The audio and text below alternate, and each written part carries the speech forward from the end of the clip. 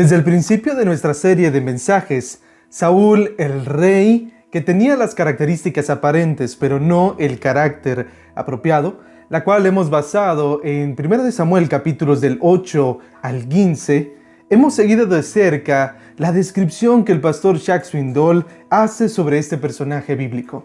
Según él, la vida de Saúl es como un techo de dos aguas.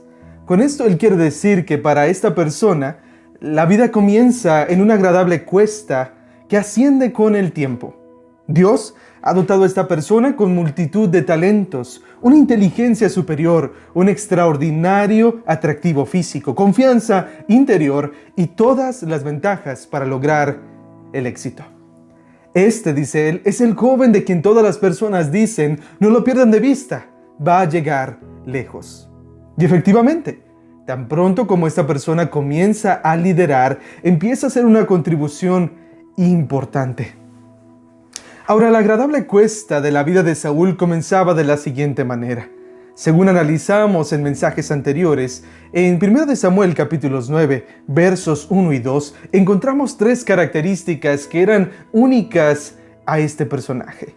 Vemos que él pertenecía a la tribu más agresiva de todas, la tribu de Benjamín. Y eso era muy importante porque si vemos en el contexto, en el capítulo 8 de 1 Samuel, entendemos que ellos querían un rey guerrero y esta tribu les podría proveer ese rey que tanto buscaban.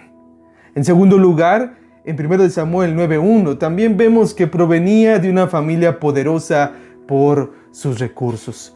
Y en tercer lugar, en el verso 2 del capítulo 9, vemos ahí que él poseía una apariencia física imponente. Se nos da una descripción muy particular acerca de este personaje. Pero esto era tan solo lo que este personaje era por virtud de nacimiento. Es decir, por el hecho de que Saúl nació, él poseía estas tres cosas. Pero Saúl comenzó a ascender a medida que hacía uso de los dotes interpersonales que él tenía. En un mensaje anterior te compartía que Saúl era diligentemente disciplinado en todas sus asignaciones. Era cuidadosamente considerado con todas las personas, completamente consciente de toda su condición y por último, profundamente prudente en todas sus palabras. Todas estas 7 características que compartí contigo eran las características aparentes, es decir, que eran apreciables a primera vista y por cualquier persona, aunque no lo conociera por mucho tiempo. Estas le valieron para convertirse en ese rey que, como su nombre dice, sería o era requerido o solicitado por el pueblo. Pero no debemos olvidar que la historia de Saúl es como un techo de dos aguas y que para este momento de su vida Saúl ha llegado al punto más alto. Eso quiere decir que Saúl ha subido de esta manera, pero ya se ha detenido aquí y ha llegado el tiempo de que comience a descender. Continuando con la descripción de Jacques Swindoll acerca de Saúl, él dice que debido a la falta del carácter apropiado, después de llegar a la cima, estas personas que son como un techo de dos aguas, caen repentinamente en picada y el resto de su vida se mueve en la dirección contraria, siempre hacia abajo. Inesperadamente, esa persona que comenzó bien llega a caracterizarse por la rebeldía, el escándalo, el engaño, la vergüenza y finalmente el fracaso más rotundo. Lo anteriormente que te acabo de comentar, de explicar, corresponde a los sucesos que encontramos descritos con detalle en los capítulos 9 y 11 y también del 13 al 31 de lo que nosotros conocemos como el primer libro de Samuel. En 1 Samuel capítulo 9, capítulo del 9 al 11, tenemos a un Saúl con todas las ventajas para lograr el éxito y llegando al punto más alto. Es decir, aunque su historia termina en el capítulo 31, tan solo 2 capítulos después de conocerlo vemos que él llega al punto más alto de su vida. Como un contraste chocante, si nosotros vemos 1 Samuel capítulos del 13 al 31, nos encontramos con un Saúl cuya vida se mueve en la dirección contraria, siempre hacia abajo, hasta que llega al fracaso más rotundo. La pregunta que podemos y debemos hacernos en este momento es la siguiente. ¿Cómo fue posible que en un espacio tan corto de la vida de Saúl, esta cambiara tan rápidamente, de una manera tan radical? La respuesta la encontramos en el discurso que Samuel pronunció al pueblo en el capítulo 12. Hay un intermedio en la vida de Saúl y es puesto ahí a propósito para mostrarnos cómo fue que este hombre, después de tener tantas características y construir algo bastante rápido, después descendería rápidamente hasta llegar a su destrucción. Si nosotros vemos su discurso, en pocas palabras podemos resumirlo como que Samuel exhortó a Israel a evitar aún más desobediencia a Dios. Y es que aunque el pueblo no lo entendiera de esta manera, el pedir el establecimiento de la monarquía era una desobediencia a Dios, un acto de desobediencia al Señor. Por lo tanto, Samuel se dedica a hacer que el pueblo admitiera la realidad de su desobediencia y en consecuencia aceptara el remedio para ella. Su mensaje se resume en la siguiente declaración. En 1 Samuel 12:20 se nos dice lo siguiente: aunque ustedes han hecho todo este mal, no se aparten de seguir al Señor. Ahora, como alguien lo dijo, en este acto de desobediencia no se atribuye culpa a Saúl. ¿Qué quiere decir con esto? Cuando Samuel está compartiendo este discurso, él no culpa a Saúl en absoluto por esta decisión. Pero, si bien Saúl no fue la razón, sino el resultado de la desobediencia de Israel, ahora tanto él mismo como el pueblo eran responsables de evitar desobedecer aún más a Dios. En su discurso, en dos ocasiones muy importantes, Samuel menciona el rol importante que habría de cumplir el rey para ayudar al pueblo a mantenerse en obediencia. En 1 Samuel capítulo 12, verso 14 se nos dice: si temen al Señor y le sirven, escuchan su voz y no se rebelan contra el mandamiento del Señor, entonces ustedes, como el rey que reine sobre ustedes, estarán siguiendo al Señor, su Dios. En los versos 24 al 25, es decir, al final del discurso, nosotros encontramos las siguientes palabras: solamente teman al Señor y sírvanle en verdad con todo su corazón, pues han visto cuán grandes cosas ha hecho por ustedes. Pero si perseveran en hacer el mal, ustedes y su rey perecerán. Esa fue la manera en que Samuel termina su discurso y en que el autor de este libro arregla de una manera perfecta, de una manera muy precisa la historia. Nos deja en suspenso para ver qué es lo que va a ocurrir a continuación. Un comentarista bíblico explica que la referencia a la frase «cuán grandes cosas ha hecho por ustedes» no son porque él hizo tronar y llover después de la oración de Samuel. Como vemos en la historia, Samuel quiere demostrarles que Dios está enojado con su desobediencia y pide a Dios que lo demuestre. No se refiere a esto en esta ocasión, sino que cuán grandes cosas ha hecho por ustedes es una referencia al rey que puso entre ellos. Es decir, a pesar de que Dios ya sabía lo que habría de ocurrir con este personaje, sin duda alguna, humanamente hablando, Saúl tenía bastante potencial y era bueno que ellos lo tuvieran, aun a pesar de su desobediencia. Con esto, Samuel estaba diciéndoles que Dios estaba haciendo como un borrón y cuenta nueva con el pueblo de Israel. Una vuelta equivocada no los ponía fuera de los planes de Dios para siempre. Israel nunca debió haber buscado un rey humano, eso es verdad, pero ahora que tenían uno, Samuel los exhortó a obedecer a Dios desde el punto en el que ahora se encontraban. Si tomáramos como referencia solo lo que hasta este momento conocemos del primer rey de Israel, creo que sería natural concluir que no tendría problema alguno en evitar la desobediencia de manera personal y además promover así la obediencia colectiva en todo el pueblo de Israel. Es decir, si no conociéramos los capítulos del 13 al 31 de Primera de Samuel, creo que nosotros llegaríamos al punto de creer que Saúl cumpliría con su objetivo.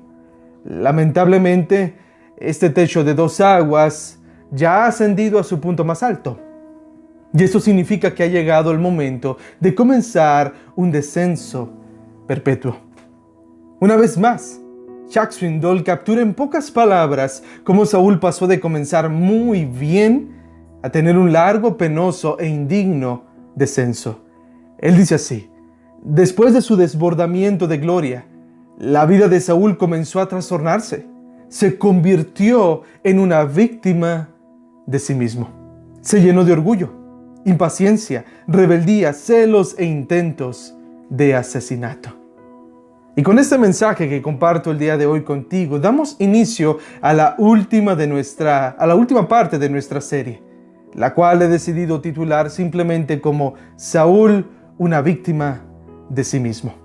A través de los siguientes 3 eventos de la vida de este hombre, conoceremos cómo la desobediencia de Saúl demostró que no tenía el carácter apropiado para ser un rey. Pero peor aún, su desobediencia derrumbó lo que había él construido gracias a sus características aparentes. Así que de ahora en adelante ya no veremos a este techo en ascenso, sino en descenso por completo. Y lo veremos a través de 3 historias. Hoy veremos la que aparece en el capítulo 13, versos del 1 al 22. Aquí encontramos algunos puntos de su vida que nos ayudan a entender cómo fue que este hombre pasó de un punto a otro.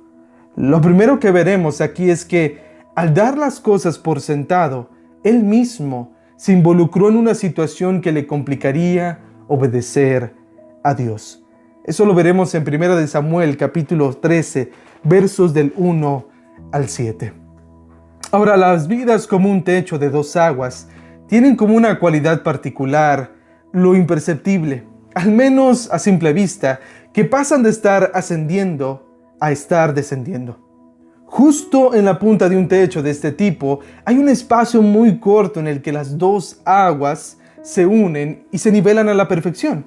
Y es casi imperceptible nosotros poder saber si se está de un lado o del otro. No podemos nosotros saber con toda seguridad cuándo una vida pasa de un punto a otro. Pero al mirar con detalle y con detenimiento, sabemos que aunque fue sutil, tuvo lugar un cambio de posición. De igual manera, el descenso de Saúl no comenzó con una acción, ni siquiera con una actitud desobediente. Todo lo contrario. Sin embargo, aunque su actitud y acción eran correctas, eran apropiadas, hubo un pequeño detalle que produciría una situación en la que obedecer a Dios le sería más complicado. Y juntos vamos a descubrir cuál fue ese detalle que hizo que Saúl pasara de un punto a otro en su vida. En 1 Samuel capítulo 13, versos del 1 al 2, leemos lo siguiente. Saúl tenía 30 años cuando comenzó a reinar, y reinó 42 años sobre Israel. Y escogió Saúl para sí 3,000 hombres de Israel, de los cuales 2,000 estaban con Saúl en Micmas y en la región montañosa de Betel, y 1,000 estaban con Jonatán en Geba de Benjamín. Y al resto del pueblo lo despidió cada uno a su tienda. En el capítulo 9 de 1 Samuel, versículo 16, nosotros encontramos la primera frase acerca de Saúl de parte de Dios. Él dice: Él librará a mi pueblo del dominio de los filisteos. Esa era la responsabilidad principal de Saúl en su posición como rey de Israel. Y hasta este momento de la historia, Saúl se ha dedicado a cumplir al pie de la letra con su misión. En estos 2 primeros versículos nos encontramos con varios datos destacables acerca de la posición militar en la que el pueblo de Israel se encontraba. Para empezar, esta era la primera vez que se había establecido un ejército permanente en el pueblo. También, su mantenimiento le costó muy poco a Israel, pues era un ejército establecido bastante pequeño. En tercer lugar, la base se encontraba en un lugar bastante estratégico. Tomó una buena decisión Saúl al poner la base del ejército de Israel ahí. También este era un ejército profesional. ¿Cómo lo sabemos? Esa palabra que dice que Saúl escogió a estas personas, quiere decir que él les dio preferencia, él los seleccionó, él los convirtió en la mejor opción para su pueblo. Y por último, contaban con una estrategia de combate. Esas cosas eran muy importantes y eran bastante buenas para este pueblo. Así que con toda esta estructura bélica, era completamente entendible que Jonatán, su hijo, en su posición como capitán de una tercera parte del ejército de Israel, atacara confiada y valientemente a una de las tropas filisteas. En el verso 3 nosotros encontramos lo siguiente: Jonatán hirió la guarnición de los filisteos que estaba en Geba. Existe un gran debate entre las traducciones bíblicas acerca del alcance, de la naturaleza que tuvo el ataque de Jonatán. De las mejores 18 traducciones en nuestro idioma, el español, 11 de ellas dicen que Jonatán atacó y dañó a las tropas filisteas, mientras que las 7 traducciones restantes explican que no solo las atacó, sino que las derrotó y las destruyó por completo. La discusión tampoco disminuye cuando consideramos el término en su idioma original, pues la acción puede ser desde un golpe ligero hasta un golpe bastante severo. La intensidad del golpe, del daño, está condicionada a la información dada en el contexto inmediato. Pero personalmente, considero que esta no es la cuestión más importante en nuestra historia. Ya sea que solo haya un daño parcial o que Jonatán haya destruido por completo este pelotón filisteo, lo significativo sería conocer el efecto que tuvo el ataque de Jonatán. ¿Qué efecto tuvo en el pueblo filisteo? El verso 3 una vez más nos dice: y lo supieron los filisteos. Esta frase, o esta acción más bien, ha tenido lugar solo en 2 ocasiones anteriores en la historia de Primera de Samuel. E interesantemente, en ambas se encuentran involucrados los filisteos, y en ambas se trata de una guerra, de un momento de una guerra. Su significado elemental de esta palabra supieron es oír inteligentemente. En cada uno de los momentos que los filisteos oían algo, procesaban la información que había sido recibida de 2 formas. Primero, intelectualmente, y después emocionalmente. Pero lo más importante era que después de hacerlo, el ejército filisteo respondía al ataque. Nunca se quedaba de brazos cruzados, incluso cuando parecía que lo más lógico era no hacerlo. En el capítulo 4 nos encontramos con una de estas historias bastante interesantes acerca de este evento, de que los filisteos escuchaban algo y respondían. Ellos escucharon que Dios estaba con el pueblo de Israel y primero tuvieron mucho temor, pero después ellos dijeron: ¿sabes qué? Tenemos que ser valientes. Y este ejército filisteo atacó a los judíos y mató a 30,000 de ellos. Así que aunque ellos decían: Dios está con ellos, no importa, nosotros tenemos que hacer nuestra parte. Habían escuchado la información, pero valientemente se habían arrojado en contra del pueblo de Dios. Así que Saúl, teniendo esta información, conocimiento del trasfondo histórico de esto, se dispuso a preparar a todo el pueblo para la respuesta que venía de los filisteos. El capítulo 3 y el capítulo 13, versos 3 y 4 nos dice: entonces Saúl tocó la trompeta por toda la tierra diciendo: que lo oigan los hebreos. Y todo Israel oyó decir que Saúl había herido a la guarnición de los filisteos, y también que Israel se había hecho odioso a los filisteos. Entonces el pueblo se reunió con Saúl en Gilgal. La estrategia de Saúl era hacer muestra del poderío militar con el que ellos contaban, con el propósito de tal vez, si no disuadir completamente a los filisteos, al menos debilitarlos anímicamente. Anteriormente, en una convocación similar, como vimos en el capítulo 11, Saúl había reunido aproximadamente a 330,000 hombres para la guerra. Así que en sus matemáticas militares, Saúl confiaba que su estrategia produciría los resultados esperados. Pero aunque Saúl había actuado obedientemente, este momento de su vida se convertiría en el cambio de agua en la vida de Saúl. Hubo un error mezclado en su actitud y actuar obediente. Fue un error, no fue un pecado. Pero como parte de la naturaleza de las equivocaciones, esta colocaría en una situación en la que continuar con una actitud de actuar y obedecer a Dios le sería muy difícil. El verso 5 dice lo siguiente: y los filisteos se reunieron para pelear contra Israel. 30,000 carros, 6,000 hombres de a caballo y gente tan numerosa como la arena a la orilla del mar. Y subieron y acamparon en Micmas, al oriente de Bet-Aven. Existe un acuerdo unánime entre los estudiosos bíblicos en que la cifra de los carros filisteos no es de 30,000, sino de 3,000. Esto encaja mejor con la cantidad de hombres de a caballo que usualmente se encontraban en cada carro de guerra. Pero esta corrección no disminuye para nada lo desproporcional que fue la respuesta de los filisteos. Déjame explicarte por qué. Los carros de guerra de ese tiempo eran el equivalente a los modernos tanques de guerra de hoy en día. Además, no solo tenían una superioridad numérica, como acabamos de ver de una forma poética, como la reina del mar, sino que además eran soldados veteranos en el combate. La última vez que el pueblo de Israel se había enfrentado a un ejército tan poderoso fue por lo menos 150 años atrás. Era algo que la nación en el presente había escuchado, pero que nunca había experimentado.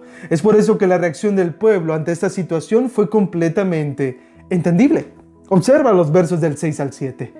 Cuando los hombres de Israel vieron que estaban en apuro, pues el pueblo estaba en gran aprieto, el pueblo se escondió en cuevas, en matorrales, en peñascos, en sótanos y en fosos. También algunos de los hebreos pasaron el Jordán a la tierra de Gad y de Galaad. Pero Saúl estaba todavía en Gilgal y todo el pueblo le seguía atemorizado. Debemos entender que la gran mayoría del pueblo, reunido en aquella ocasión, no tenía ni la valentía ni la vocación de un soldado. Además, aunque no sabemos cuántos hombres de Israel se habían reunido con Saúl, sabemos por la clase de angustia que estaban experimentando que eran muy escasos. De hecho, la razón por la que ellos se encontraban en un gran aprieto o en un gran apuro, como vemos aquí, es porque eran mucho menos que aquellos que estaban atacándolos. Y al menos ellos se dieron cuenta de que la situación estaba bastante complicada. En este punto quiero decirte lo siguiente. Ni el autor bíblico ni los intérpretes bíblicos serían ellos capaces de culpar a Saúl por esta situación. Ninguno de ellos, ni los autores ni los intérpretes bíblicos, culpan a Saúl por esta situación. Solo se dedican a relatar lo ocurrido. Pero aún así, él mismo se acababa de involucrar en una situación bastante complicada. Todo esto debido a que dio algunas cosas por sentado. Déjame decirte qué dio por sentado Saúl. Dio por sentado que su ejército se encontraba listo para librar una batalla ante el ejército de su enemigo acérrimo, los filisteos. Dio por sentado que su estrategia militar funcionaría sin problemas. Dio por sentado que el ejército filisteo, aunque respondería, sería de una manera proporcional al ataque recibido. Y debido a este error, Saúl ahora se encuentra en una situación demasiado compleja. El ejército filisteo se encontraba física y emocionalmente listo para atacar. Y al mismo tiempo, por el lado completamente opuesto, su propio ejército se encontraba incompleto y también física y emocionalmente no listo para atacar.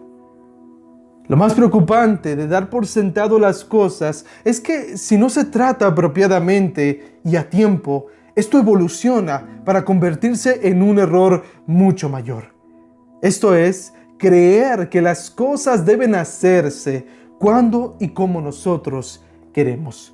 Y con esto en mente, pasamos a la siguiente escena de nuestra historia.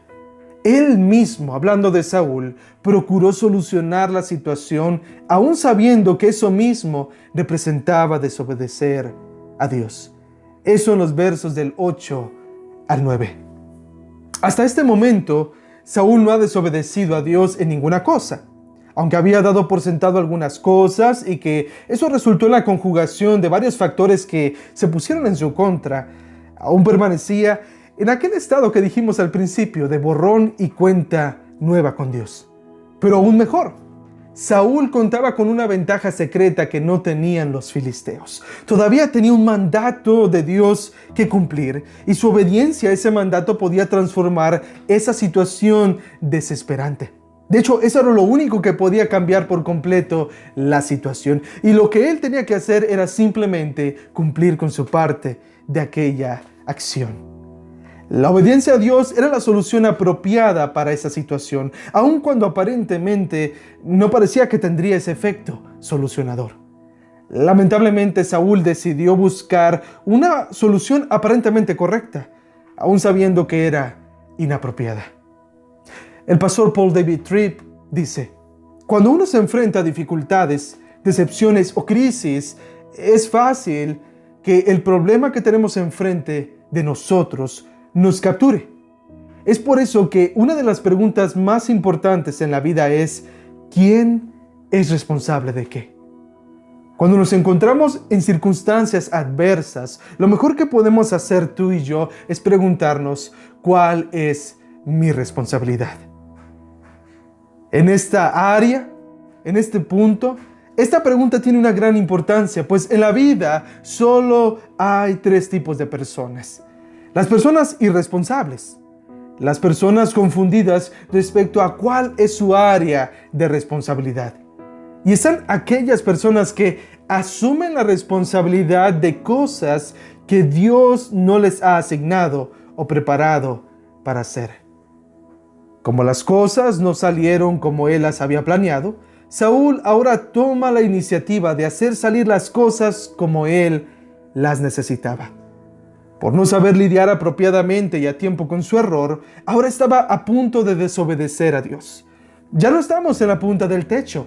Hemos comenzado el descenso perpetuo de este hombre. Primera de Samuel capítulo 13, versos del 8 al 9. Él esperó 7 días, conforme al tiempo que Samuel había señalado. Pero Samuel no llegaba a Gilgal, y el pueblo se le dispersaba. Entonces Saúl dijo: tráiganme el holocausto y las ofrendas de paz. Y él ofreció el holocausto. Desde antes que Saúl llegara a ser rey, Samuel ya le había explicado detalladamente cómo habrían de colaborar juntos en los tiempos de guerra. En 1 de Samuel capítulo 10, verso 8 encontramos las siguientes palabras: descenderás delante de mí a Gilgal, y también yo descenderé a donde estás para ofrecer holocaustos y sacrificar ofrendas de paz. Esperarás 7 días hasta que venga a verte y te muestre lo que debes hacer. Desde este momento en adelante se establece también un precedente para toda la monarquía en el pueblo de Israel. Los profetas serían los guardianes de la monarquía, es decir, estaban por encima del rey como representantes de Dios. Estrictamente hablando, Samuel no había quebrantado su compromiso con Saúl, pues aún no era el 8º día de espera. Según la historia, se había acordado un número de días, un lapso de tiempo en días, pero no un horario en específico del último día o de los días en general. Probablemente ya era tarde, no lo sabemos, pero lo que sí sabemos es que, controlado por las circunstancias, Saúl interpretó la demora de Samuel como un incumplimiento de su parte en la colaboración y la aplicó ahí un vacío legal en el que quien, de acuerdo a su propia opinión, se había cumplido su parte, tenía el derecho de realizar lo que era la responsabilidad de la otra parte. Esta acción reveló también su punto de vista sobre el valor del holocausto y las ofrendas de paz. Porque culturalmente, en esa época, los generales paganos decidían dónde, cuándo y a quién atacar, y así movilizaban sus tropas y después ofrecían sacrificios a sus dioses para ganarse su favor. Es decir, era muy común que aquellos soldados, aquellos líderes de los ejércitos, primero tomaran la decisión de cuándo, cómo y a quién atacar, y después pedirle a su Dios que bendiga sus acciones. Pero el holocausto hebreo no era un acto como ese. El holocausto hebreo era un acto de sumisión, no de soborno. Saúl, procurando solucionar él mismo la situación en la que se encontraba, había traspasado la esfera de sus responsabilidades y así había desobedecido a Dios. Interesantemente, aquí aprendemos que la obediencia no se trata simplemente de hacer las cosas correctas, sino también de hacer las cosas que nos corresponden. Y es que hay muchas cosas que en sí mismas son correctas, pero que si no nos corresponde hacerlas y las hacemos, constituyen un acto de desobediencia.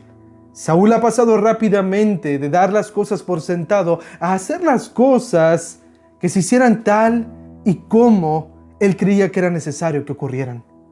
Pero ¿cómo fue que pasó tan rápidamente de un error a un pecado? De una vida obediente a una desobediencia tan evidente. Eso lo encontramos nosotros en la siguiente escena. Aquí vemos en 1 Samuel, capítulo 13, versos del 10 al 12, la evaluación que él mismo hizo de la situación fue el estándar tanto de sus motivaciones como de sus acciones, por lo que le fue imposible reconocer su desobediencia. Cuando una persona llega a este punto de su vida, cuando está viviendo en la cuesta descendiente, pierde la capacidad de ver cuál es su papel y sus responsabilidades. Asume la dirección de todos y de todo, hasta el punto de creer que todo lo que hace es excelente y correcto. La desobediencia de Saúl se encontraba profundamente enraizada en un suelo ricamente abonado con impaciencia. Esta cuestión, este asunto de la impaciencia pudiera ser definido de la siguiente manera: como una fuerte sensación de molestia por las faltas o fallas que generalmente cometen los demás. En ocasiones las faltas o fallas son reales, pero muy comúnmente tienen que ver más con la persona que está observándolas, tienen que ver más con el punto de vista de la persona que es impaciente. Esto es algo que vuelve a la impaciencia un fertilizante aún más efectivo para producir desobediencia.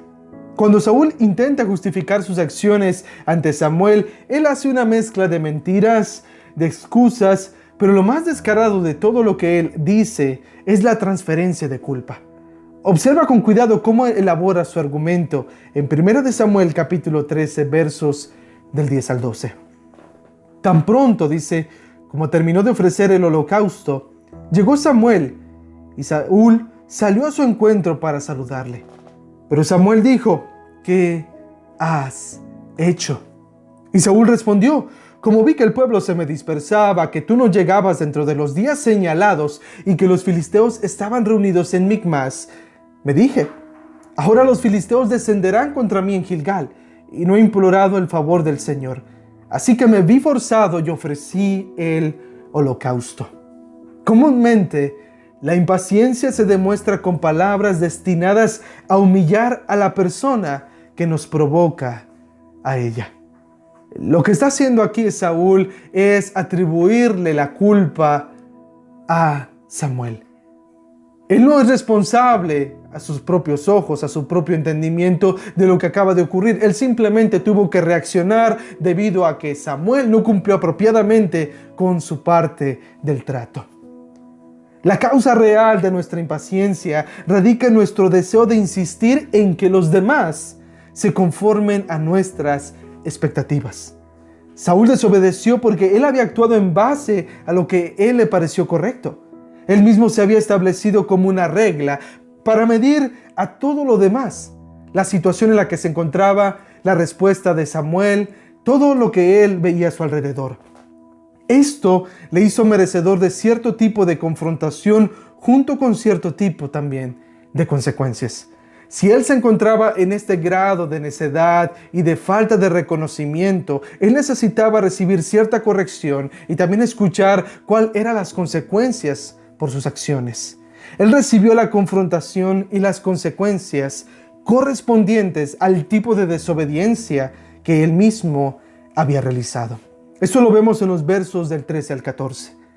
La confrontación, como tú y yo lo sabemos, rara vez es agradable. De hecho, casi nunca, y por así decirlo, nunca es agradable, pero siempre es necesaria. A todos nos falta un Samuel, alguien que le importe más nuestro carácter que nuestra comodidad. Muchas veces esa clase de amorosa sinceridad exige palabras duras, como las que este rey dice o recibe en esta ocasión. 1 Samuel capítulos 13, del 13 al 14, dice así: Samuel dijo a Saúl: has obrado neciamente, no has guardado el mandamiento que el Señor tu Dios te ordenó, pues ahora el Señor hubiera establecido tu reino sobre Israel para siempre. Pero ahora tu reino no perdurará. El Señor ha buscado para sí un hombre conforme a su corazón, y el Señor lo ha designado como príncipe sobre su pueblo, porque tú no guardaste lo que el Señor te ordenó. Tú no guardaste lo que el Señor te ordenó. Una de las frases más duras que encontramos en esta reprensión, en esta confrontación, es: has obrado neciamente. Y en los libros de 1 y 2 de Samuel, esta declaración nos indica que la motivación última detrás de toda desobediencia es la desconfianza en Dios. Alguien comentando nuestro texto dijo lo siguiente: en el fondo de su error se encontraba la desconfianza en la ayuda divina y la excesiva confianza en su propia sagacidad o en su propia capacidad también. Ese era el problema de fondo con Saúl. Al final, no era tanto que él daba por sentado las cosas, no era tanto que él simplemente quería que las cosas se hicieran como él quería. El problema en su corazón al final es que él no confiaba en lo que Dios había dicho, o no confiaba en que su obediencia iba a producir los frutos necesarios, o iba a traer las bendiciones que él ocupaba, o en este contexto, que iba a traerle la victoria en contra de los filisteos. Saúl es una demostración práctica de que nadie es insustituible. ¿A qué me refiero con esto? No hay ninguna persona tan poderosa en nuestro mundo que no pueda ser quitada y reemplazada. Las posiciones que tienen autoridad están acompañadas naturalmente de poder. Pero si no tenemos cuidado, podemos engañarnos creyendo que nuestro poder y nuestra autoridad son las que garantizan nuestra seguridad. En la Biblia nosotros vemos que el Señor exige responsabilidad a cambio de autoridad. Las soluciones horizontales nos dan la ilusión de una mayor seguridad y placer, así que tendemos a ignorar o rechazar los remedios verticales a nuestros desafíos. Saúl tomó la decisión de confiar en sí mismo e inmediatamente recibió la confrontación y una serie de consecuencias correspondientes a su desobediencia. Pero, ¿sabes? Lo triste es que eso no lo detendría de seguir descendiendo aún más. El siguiente capítulo, la siguiente escena en nuestra historia, vemos que él hizo caso omiso a la confrontación recibida y continuó trabajando en la solución que él mismo había determinado utilizar. Si hay algo peor que recibir la confrontación y las consecuencias de nuestra desobediencia, es recibirlas y tenerlas en poco, es decir, continuar desobedeciendo. Versos del 15 al 18 de nuestra historia dice así: entonces Samuel se levantó y subió de Gilgal a Gibeá de Benjamín. Y Saúl contó el pueblo que se hallaba con él, como 600 hombres. Y Saúl, su hijo Jonatán y el pueblo que se hallaba con ellos estaban situados en Geba de Benjamín, mientras los filisteos acampaban en Micmas. Y salió una avanzada del campamento de los filisteos en 3 compañías. Una compañía se dirigió por el camino de Ofra, a la tierra de Sual. Otra compañía se dirigió por el camino de Bet-Orón, y la compañía se dirigió, la última, por el camino de la frontera que mira sobre el valle de Seboim, hacia el desierto. Samuel no solo le hizo saber que estaba en total desacuerdo con él por medio de sus palabras, sus acciones hablaban igual o aún más fuerte. El hecho de que Samuel se retirara de aquel lugar indicaba que ellos no deberían de seguir adelante, pues Dios no estaba con ellos, pues el intermediario, aquella persona que unía el cielo con la tierra, no estaba con ellos. Por lo tanto, la respuesta que Saúl debió haber dado junto con todo el pueblo era desistir de aquella batalla y buscar primeramente arreglar las cosas con Dios. ¿Por qué? Porque al final Dios es el que peleaba sus batallas. A pesar de que Dios mismo siempre había peleado sus batallas, a Saúl no le interesó en lo absoluto este conocimiento. Y sobre todo este saber real de que Dios es el que daba la victoria. Esto no detuvo el impulso que Saúl ya había ganado debido a sus acciones anteriores. Según la historia, Saúl contó el pueblo que se hallaba con él. El uso más común de este verbo en el Antiguo Testamento, de contar, es el sentido de ordenar, de enrolar o enumerar para el combate. Su acción manifestó su actitud de que es mejor pecar, según Saúl, que sufrir. Es mejor salir de las dificultades que esperar a Dios. En pocas palabras, él dijo, ok, bueno, ya voy a recibir mi castigo, he recibido mi confrontación, pero las circunstancias aquí están todavía, así que yo tengo que seguir buscando la forma de salir adelante. No buscó una solución al futuro, simplemente salir de su situación inmediatamente. Siguió con sus planes, demostrando así que no tomaba a Dios seriamente. A las circunstancias sí las tomaba seriamente, pero a Dios no. La desobediencia vista desde la perspectiva bíblica siempre es un acto irracional. Pero a medida que ésta crece, la irracionalidad también lo hace y se vuelve aún más evidente. Una persona desobediente comienza justificando sus actos por necesidad, pero más temprano que tarde ya no los justifica, pues ya se vuelve pura necedad. ¿Por qué digo esto? Porque llegamos al último punto de nuestra historia. Ignoró la desventaja militar en la que él mismo se encontraba. Eso lo vemos en los versos del 19 al 22. Lo que había comenzado como un error inesperado al principio, ahora se había convertido en una elección intencional de parte de Saúl. Saúl había decidido mantener su posición de guerra, aún sin poseer el elemento más básico y necesario en ellas: un armamento militar decente. En 1 Samuel capítulo 13, versos del 19 al 21 y el verso 22 también, vemos lo siguiente. En toda la tierra de Israel no podía hallarse ningún herrero, pues los filisteos decían, no sea que los hebreos hagan espadas o lanzas. ¿Y qué más dice? Verso 20.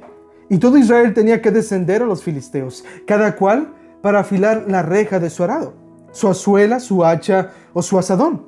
El precio era 2/3 de siclo, o como dice en mi versión, 8 gramos de plata, equivalente en la actualidad aproximadamente a $85.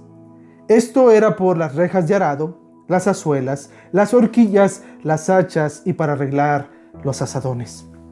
Y sucedió que en el día de la batalla no había espada ni lanza en mano de ninguna de la gente que estaba con Saúl y Jonatán.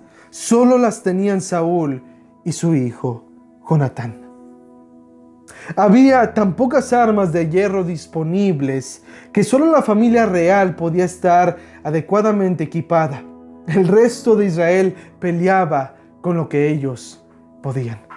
Esta parte es una parte bastante triste en nuestra historia, porque nos muestra cómo una vida que estaba en lo más alto, en un punto tan grandioso, comenzó a descender hasta llegar a puntos tan vergonzosos como estos. Llegó a ser una persona no solamente desobediente, sino completamente irracional.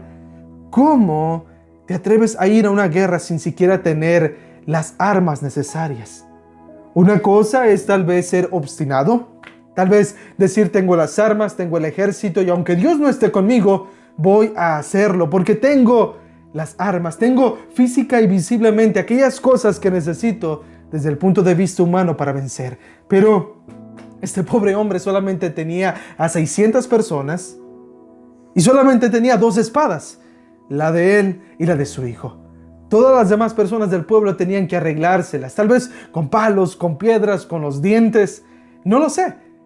Pero él había llegado a un punto de necedad, de desobediencia tal que demostraba que de un punto a otro, de un momento a otro, de un par de días a otros, él se había convertido en una persona completamente distinta.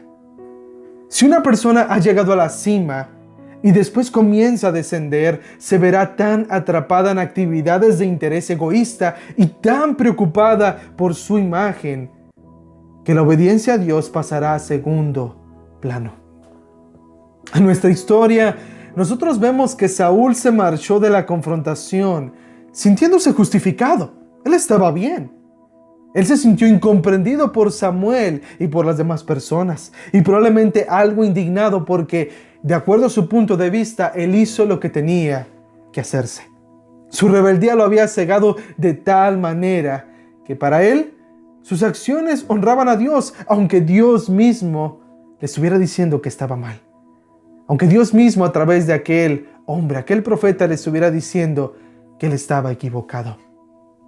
Es triste ver en la historia de Saúl esto, pero es más triste cuando nosotros también nos encontramos en una posición similar, o cuando pensamos que nosotros no podemos encontrarnos en un punto similar. Saúl es un rey que se enfocó en su reputación y no en su carácter.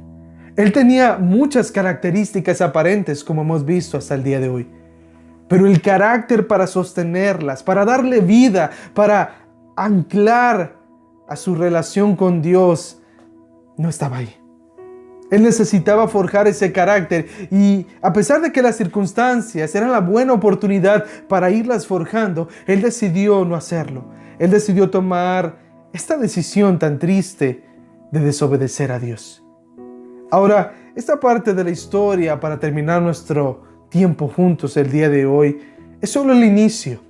Faltan 2 historias más en los capítulos 14 y 15 que nos demuestran que la desobediencia de este hombre no mejoraría, sino que se conduciría más y más a lo profundo y más alejándose de Dios. Así que eso es un recordatorio para todos nosotros, de que necesitamos siempre estar al tanto de que las cosas pequeñas, como dar por sentado las cosas, nos pueden llevar a un punto en el que nuestra obediencia a Dios se vea bastante comprometida. Cuidémonos de todas estas cosas. O como dice el libro de Cantares, cuidémonos de las zorras pequeñas, aquellas pequeñas cosas que pueden echar a perder todo lo bueno que Dios ha hecho en nuestra vida y que quiere seguir realizando.